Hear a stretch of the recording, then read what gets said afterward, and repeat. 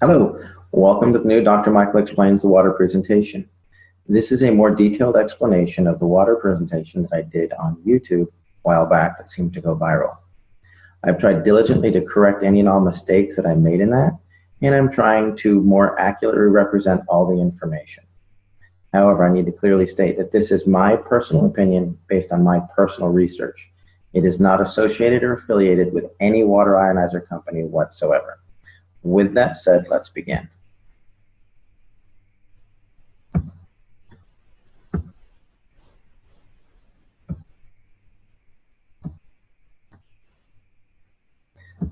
There we go.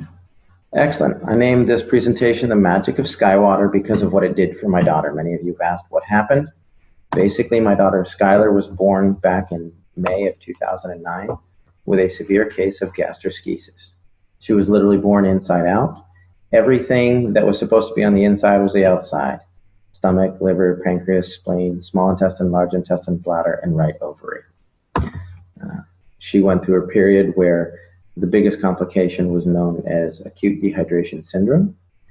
She spent a year at Scottish Rite. She came home after 2 colostomies and a resection of her bowel. When the dehydration would hit, this would be her mid-afternoon one day, and this was her that evening after she'd been revived at the hospital. Basically, the bowel would shut down, and so I became a hydration expert. I tried every pill, potion, water ionizer you can imagine, and we came through it when someone introduced us to the Enagic SD501. That is Skylar today, and at the time that we tried it, I was actually completely opposed to alkaline ionized water. When it worked, I was a little dumbfounded. So I had to figure out why, and here's what I found. The difference between the healthiest person and the sickest person is broken down into 2 components. Muscles, ligaments, bones, organs, tissues, etc. These all add up to 28% of the patient. The other 72% of everybody is just water. What I found out, not all water is equal. There's distilled water, there's reverse osmosis water. We tried filtered water, alkaline water, we even tried ionized water. We thought we'd found something with alkaline ionized water and it proved to be more dangerous than beneficial. And then there's something that's called electrolyzed reduced water. This was truly a game changer. Here's why. Electrolyzed reduced water, it's not a cure, but it's 72% of the Skylar puzzle. It was not the only thing we did for her. It was the only thing we changed because we were doing everything else. What it is just science. It could realistically save your life. It'll make you healthier, happier, and stronger. But if you don't make healthy choices, your health benefits are not going to be as effective, nor will they last. To put it simply, electrolyzed reduced water gives you the best possible 72% of your body to work with. This facilitates nutrition, detox, health, energy, healing by providing some necessary components. Let me explain. If you think of your body as a saltwater aquarium, you've got healthy organisms, filtration, you've got oxygen. If you don't take care of it, that tank gets dirty. Well, what you have to do with the human body is figure out how to clean your fish tank. The way that your body does that is through a process called cellular respiration. This is the way you basically get oxygen and nutrition into a cell, CO2 and toxins out of a cell. The main component for this is known as the aquaporin, which was discovered in 2005. And essentially, it's the high-speed plumbing system for the cells, and it's the fastest way to get the good stuff in and the bad stuff out. Let me give you a brief course on cellular respiration. If you look over here, you'll see that there's a cell. There's some hemoglobin here. There's an aquaporin here. There's a charge. And this represents a cluster of water molecules that are electrostatically stacked together. Well, as your cell compresses, it excretes CO2 and toxins. When it pops open, it brings in oxygen and nutrition. When it collapses, it excretes CO2 and toxins. When it opens back up, it brings in oxygen and nutrition. This is called tensegrity. It's the premise by which an MRI works. The click, click, click, click causes the cells to open and close. The computer takes a picture, generates the image. Well, electrolyzed water actually does occur naturally. Everybody say it's an unnatural source. It isn't.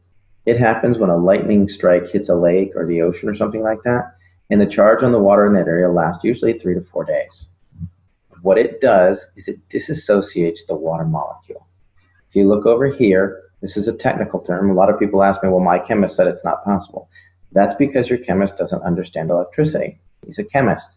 He's looking for a chemical means to do it. This is electrical. When you use electricity to burst the bond, you'll take this H2O molecule and you break off a hydroxyl or a hydrogen.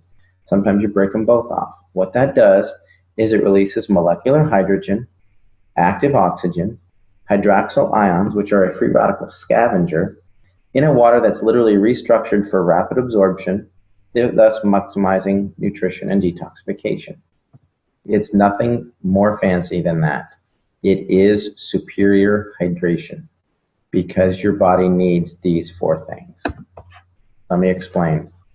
When your body goes to produce energy, you oxidize pyruvate that is then driven across a hydrogen-charged membrane into the Krebs cycle. In the presence of free electrons, you'll produce 32 to 34 ATPs. Then you need hydroxyls to scavenge out all the garbage. That's it. Works on a cellular level. Another thing that's different between electrically changed water and chemically changed water is electrically reduced water is not affected by stomach acid. The pH is a byproduct. When people say, oh, you need pH water, no, they don't. They need water with molecular hydrogen, active oxygen, and hydroxyl anions. Alkaline water is just water with more minerals. It is affected by the chemistry of the stomach. Electrolyzed reduced water is not. Another factor is it's self-limiting. The charge on the water only lasts for 3 or 4 days. Therefore, it's not going to build up in your system. If you have chemically altered water, it will build up in your system. It will affect blood pH because the calcium, magnesium, potassium get stuck there. Currently, I have not found any negative research on PubMed in regards to electrolyzed reduced water. That doesn't mean there isn't any.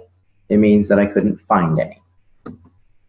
So how does this work? Well, basically they took a lightning strike, put it in some medical grade titanium plates that were dipped in platinum and put it into a machine that's about the size of a coffee pot.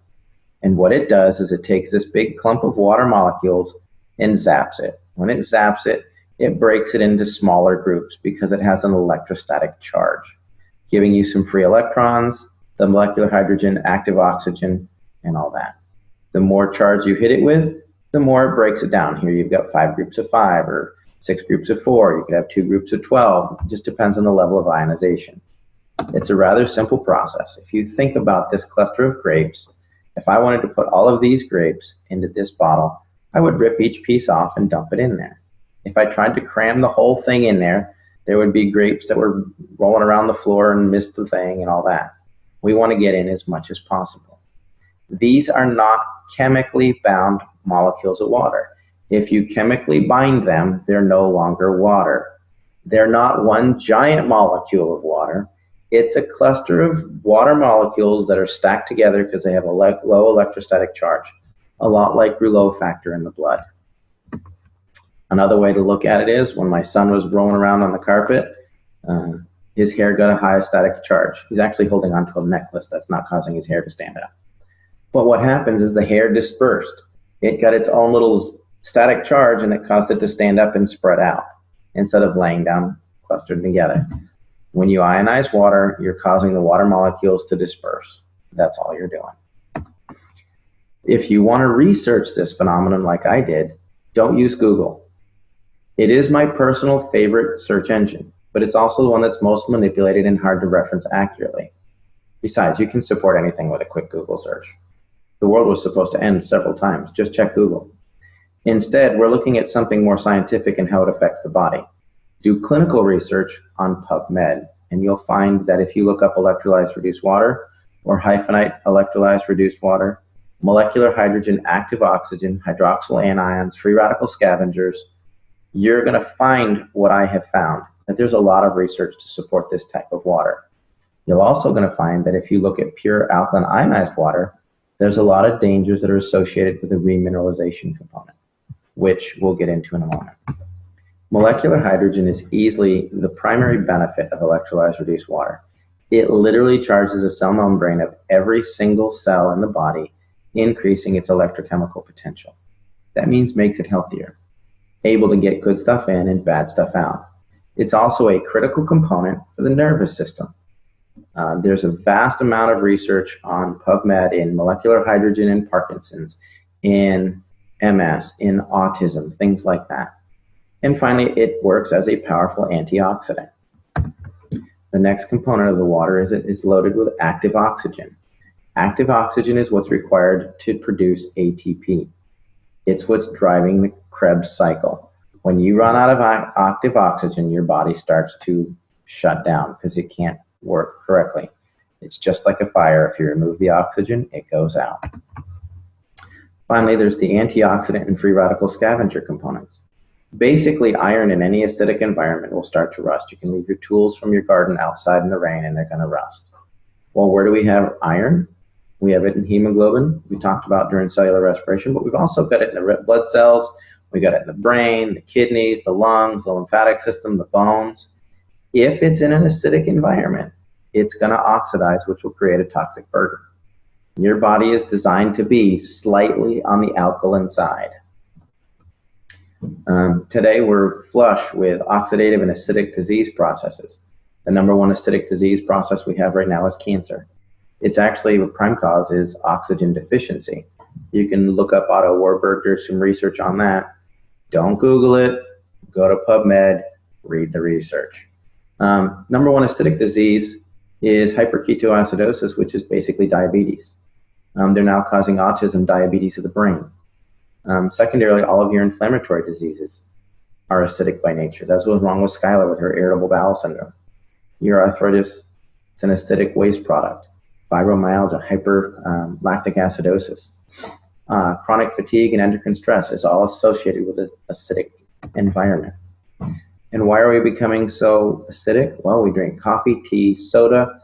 There's an enormous level of reverse osmosis, water, which is misunderstood. You don't want water with the lowest parts per million of anything. That makes it acidic and it won't even carry a current.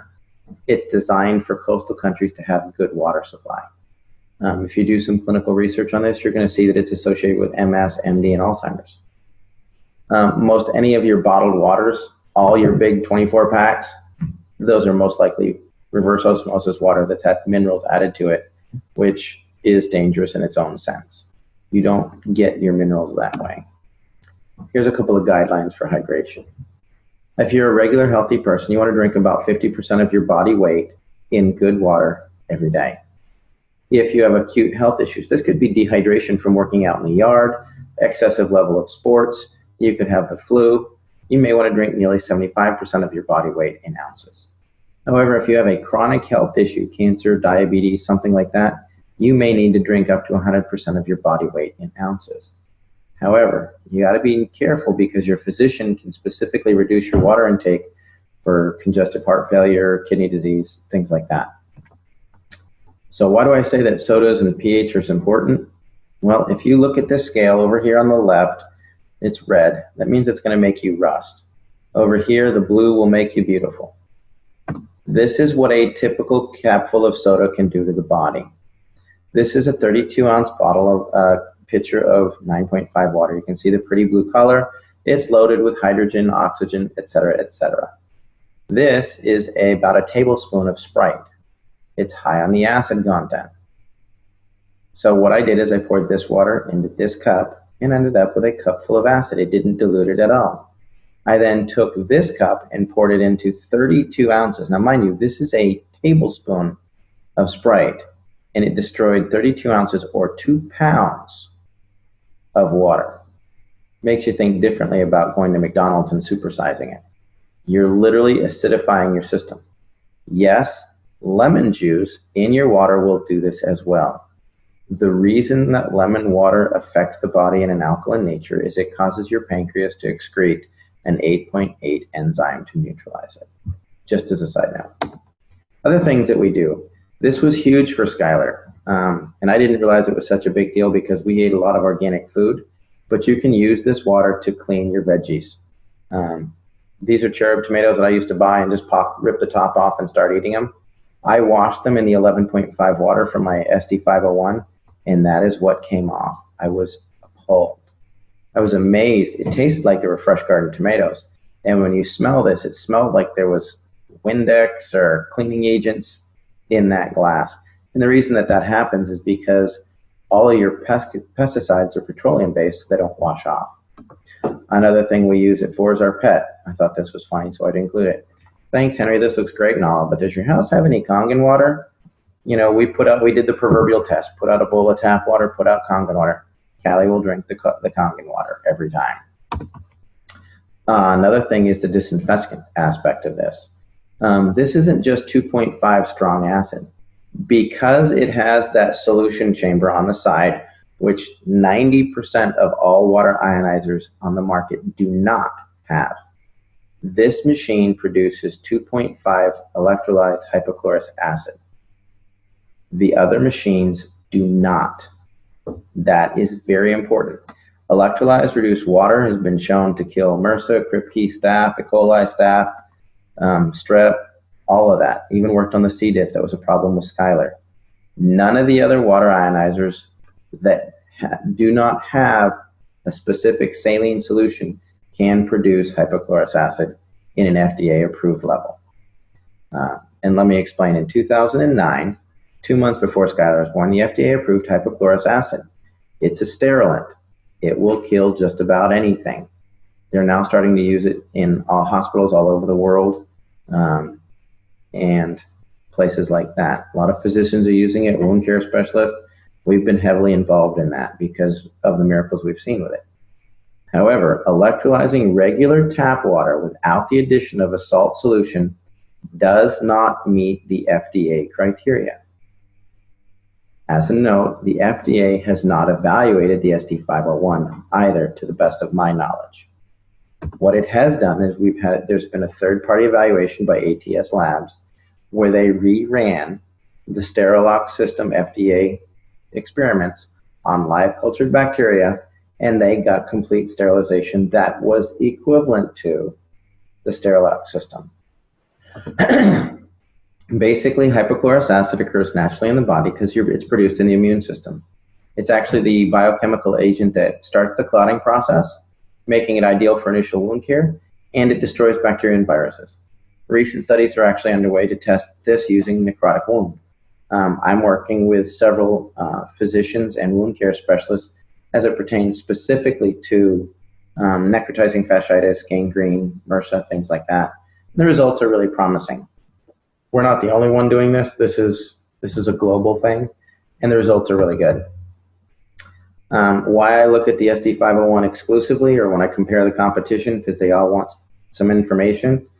Number one thing is power supply. Does it have enough energy to do it? There's been a lot of song and dance about the SD501 uses a transformer. It does, but it also has a switch mode power supply to regulate that and a condenser. If it doesn't have a transformer, it can't ramp your 110 watts up to 230 and keep it there. Switch mode goes up and down, up and down, up and down. What this transformer does is it ramps it up, and the switch mode will start to slow it down, but the condenser allows them to work together to keep a nice stable stream of energy. On top of that, you need enough amperage. A half amp to a 1 amp machine is not going to get it done. Doesn't mean it's not a good machine, it just means it's not comparable to the SD501. You need 2 to 3 amps to make it effective. You can ask any electrician. The voltage doesn't really matter, the amperage will kill you. The next component is you need a large quality plates. Most competitor plates are about 53 square centimeters. The Enagic plates are nearly 90 square centimeters each. So if you have one of the competitor machines with 12 plates, they've got like 600 square centimeters. Well, the basic Enagic SD501 has 640 square centimeters. The KANGEN 8 has 720 square centimeters. So just because it has more plates doesn't mean the plates are the same size. Next, I look for a liquid saline electrolysis enhancer. That's because it's the only way to produce FDA-approved levels of hypochlorous acid. If you're looking at a competitor's machine with 12 plates and a pH that goes from 1.1 to 12, and it doesn't have a saline solution enhancer, it's not a comparable machine. It will not do the same thing. Yes, it will produce 2.0 pH water, but it will not produce hypochlorous acid which is what you're looking for. Another thing to avoid is anything that says energy saver. When it says energy saver, it means it's underpowered. If it's underpowered, they're going to add in minerals and remineralize it, and the necessary minerals for your body. That means it doesn't have enough power to get the job done. If they come in with a super fancy plate pitch, it's plated and it's mesh and it's a hybrid and it does this, you don't need it, because solid plates are the most stable plates there are. And yes, they need more power to run effectively. And anytime they say there's a lifetime warranty, there's no such thing. I've bought several machines that I'll explain in other videos. We're getting to do a detailed thing on competition.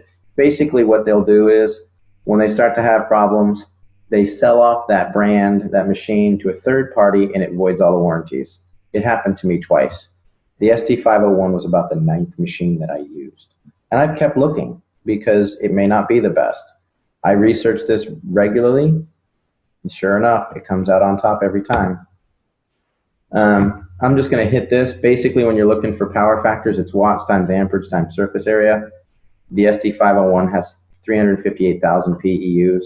A typical 110 watt unit with 268 square centimeters of plate, which is a 5-plate machine and a half amp, is only at 14,000 PEUs, or about 4% of the power, so they have to add minerals.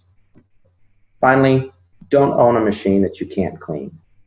I see a lot of line about plates, calcium, and auto cleaning. The Enagic SD501 auto cleans itself every 15 minutes. And they have a manual cleaning cartridge that gets rid of not just the calcium on the plates, but the calcium in the lines. It gets rid of the calcium, the mold and the stuff in the lines and the housings. I've taken apart several machines, and they're loaded with mold in the housings, the tubing, but the plates look good. Some of the plates erode on some of the competitors, but that's another thing. In fact, most municipal water supplies are getting worse and worse and worse. And Enagic is staying abreast of this and realizes that they need to have a dedicated team of technicians that can completely clean your machine. If you can't clean your machine, you're most likely going to be drinking mold. That's my opinion. I could be wrong. But the machines that I've taken apart, I found mold in every one of them. And I took care of them according to manufacturer's standards. Here's a couple of plates. This is the size of the plates on my Royal machine. When it stopped working, this is a Jupiter. They look scorched. This was the SD501. These are about 6 years old. I had some corrosion here. This was my microlight. When the company failed to honor the warranty that was lifetime, I took it apart to see what was inside. You can see there's a burn mark here where the plate started to corrode. This is the Jupiter. Actually, if you come back here, you can see this is the mold that I was talking about in the lines and in here. Now, these, mind you, were machines that never needed cleaning. These plates don't have any calcium on them. They were accurate. There's no calcium on the plates, but the machine was not clean. There's a reason why everybody compares themselves to the SD501. Basically, it is the industry standard. It's superior maintenance and cleaning. The quality of the plates are unsurpassed. The superiority of the power supply, to the best of my knowledge, it's the only one that uses a transformer and an SMPS and has a condenser. You can literally unplug an SD501 while it's running, and you're going to about another 10 seconds of power out of it. And that's just draining out the condenser that makes sure that the power stays even. It's one of the longest companies in the history of the industry. They have a wider diversity of uses for the water, the types of water it produces. And it's one of the few that actually use an electrolysis solution for hypochlorous acid. If their machine is bragging that they don't use a solution, it doesn't work. You can't use it for sterilization, period. Why I personally feel the ST501 is the best, I tried 8 or more alkaline water ionizers. Bottom line is it worked for Skylar. Within 4 days, 80% of her symptoms had resolved. She had her first solid bowel movement in 10 days. And within 6 months, she was off feeding ports. Was it the water? Yeah, because it was the only thing left to try. Did it cure her? No. We were doing a lot of things. Enzymes, probiotics. She was doing her medications. She was doing protein powders, MCT oils, medium chain triglyceride. She was doing all that. But the water was allowing it to get into the cell and the bad stuff to get out. The short answer is it produces 7 types of highly bioavailable water. It is already endorsed by thousands of hospitals and used thousands of doctors and used in hospitals all over the world. The drinking water it creates has high levels of hydrogen, oxygen, and antioxidants. It can also be used for FDA-level disinfecting, cleaning, food prep, and cosmetics. I'm Dr. Michael. If you have a specific question for me, you can email at drmichaelexplains@gmail.com. For more information about electrolyzed reduced water machine that we use for Skylar, please go to skywaterinc.net. Hopefully we'll clarify some stuff, and that should help you people a lot. And if there's anything that I can do, let me know. Look forward to some more meetings that we're going to have coming up, more webinars. We're going to be doing a detailed explanation of Skylar's story. We're going to talk about electrolyzed reduced water and the science behind it in detail. There's a detailed presentation on hypochlorous acid. Everybody's really looking forward to the Dr. Michael Explains the competition and why I say that there really isn't any. By the time you buy some of the competitors, there's some that go, why the SD501 doesn't work, or it's a pyramid scheme or whatever. They honestly have no idea what they're comparing. If you look at their machine and spend $3,200 or $2,500 for it, you have to turn around and spend another $3,000 to $5,000 for a hypochlorous acid machine. Then you have apples to apples. You don't get that when they're trying to pitch you on why you don't want the SD501. Bottom line is, it is the best machine that I have found. The only thing that I think may rival that is the KANGEN 8, which has 8 plates. I've used it. It's phenomenal. We recommend it a lot. I look forward to having you getting some feedback on this. Have a great day.